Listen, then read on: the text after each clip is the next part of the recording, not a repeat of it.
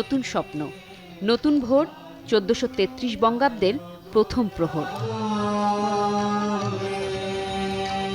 ভোরের আলো ফোটার সাথে শুরু হয় রমনা বটমূলের ঐতিহ্যবাহী আয়োজন।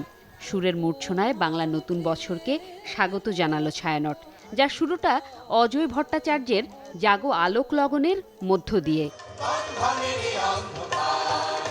চোখে মুখে উচ্ছ্বাস আর প্রত্যাশা নিয়ে এগিয়ে যাওয়ার প্রত্যয়ে হাজারো মানুষ যোগ দেন বর্ষবরণ আয়োজনে। সবটা ছাপিয়ে যা সৌহার্দ্য আর সম্প্রীতির অপূর্ব মেলবন্ধন।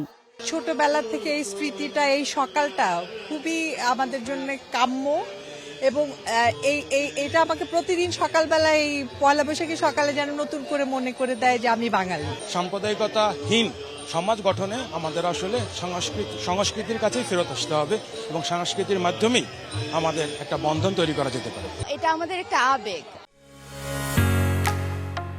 ঢালাইয়ের সেরা প্রিমিয়ার সিমেন্ট, একটা অনুভূতির জায়গা, এটা শুনলেই মনে হয় হ্যাঁ এটা একটা নতুন বছরের শুরু হচ্ছে।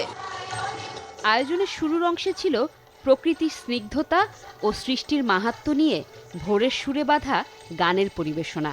বাংলার হালখাতায় গ্রামীণ জীবনের হিসাব নিকাশ ধরা দেয় ছন্দের জাদুতে।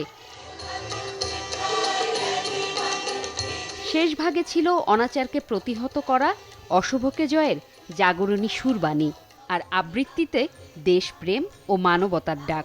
কিছু মানসিকতা চেঞ্জ করতে হবে, কিছু আমাদের ভেতরের রিপুকে দমন করতে হবে, তবেই না এগিয়ে যেতে পারবো। এখানে আমাদেরকে আরো বেশি উৎসবমুখর হতে হবে, আমাদেরকে সংস্কৃতিকে আরো বেশি ধারণ করে এগিয়ে যেতে হবে। সবাই একসাথে বসে একসাথে কাঁধে কাঁধ মিলে গান শুনছে, এটাই আমাদের একটা শিক্ষা, সমতার শিক্ষা, আমাদের একটা ইউনিটির শিক্ষা।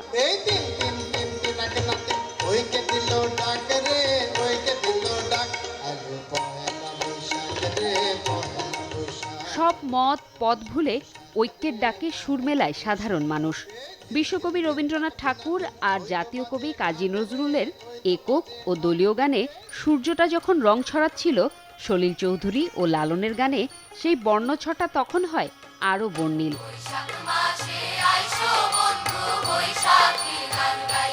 ছিল শুভবোধ জাগরণের বার্তা। আয়োজনের শেষে সম্মিলিত কণ্ঠে জাতীয় সঙ্গীত আর মননে বাঙালি সত্তার ঐকতানে মিলে মিশে একাকার হয় চারপাশ। উদযাপন ঘিরে তর্কের টেবিলে আলোচনা কিংবা কথা থাকতে পারে অনেক, কিন্তু সাধারণ বলছেন নিজের সংস্কৃতির উপর ভর করে এগিয়ে যাওয়া দেশের উদাহরণ আছে ভুরি ভুরি। তাই নিজ দেশে শঙ্কাহীন সংস্কৃতি চর্চার আবদারটা কি খুব বেশি? জোমাতুল বিদা, চ্যানেল 24, ঢাকা।